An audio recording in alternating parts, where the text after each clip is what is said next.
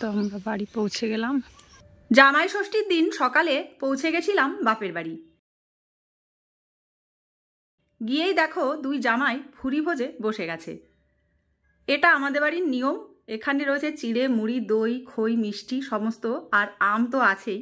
বোন খেতে দিচ্ছে, আর বাবি দেখো নিচে সবজি গুছিয়ে দিচ্ছে, কারণ পরে রান্নাবান্না করতে হবে তাই। মা এখানে বসে আছে। ষষ্ঠীর দিন ছিল কিন্তু চরম লেভেলের গরম। এরপর পাশেই কাকুর বাড়িতে গেলাম। এটা দেখো ভাই বসে আছে, কাকুর ছেলে। এখানে ছোটবেলা থেকেই আমাদের ষষ্ঠী পুজো হয়। এটা মেজো দাদুর বাড়ি। এই যে একটা ঠাম্মা পুজোর ফল কাটছিল। দেখো কাকিমারা সব, গ্রামের লোকজন আর বৌদিরা সব এসে গেছে পুজোর ডালা নিয়ে। এগুলো কিন্তু খুব ভালো লাগে। আর দেখো ষষ্ঠী গাছে নতুন শাড়ি পরানো হচ্ছে। এই যে জোগাড় যন্ত্র।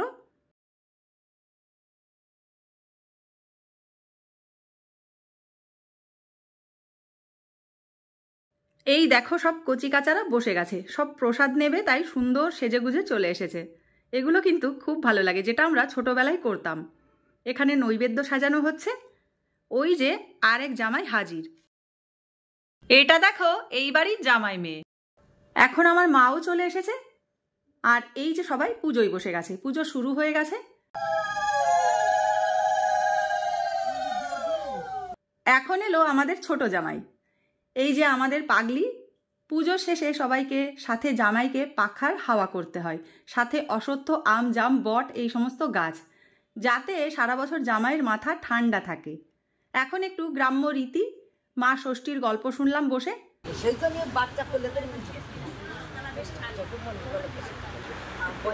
পরের বছরে আসি দালার কোটা মানে মন্দির মন্দির করে বাড়ির বউ সেটা কি করিছে তো সেটা রাখতা।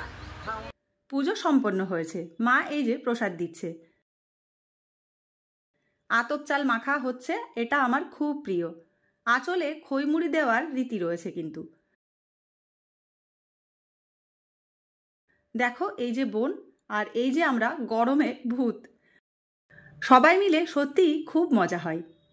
সুভাষ ভাই দেখো কি সুন্দর বাড়িতে ড্রাগন ফলের গাছ লাগিয়েছে, কি সুন্দর হয়েছে তাই না?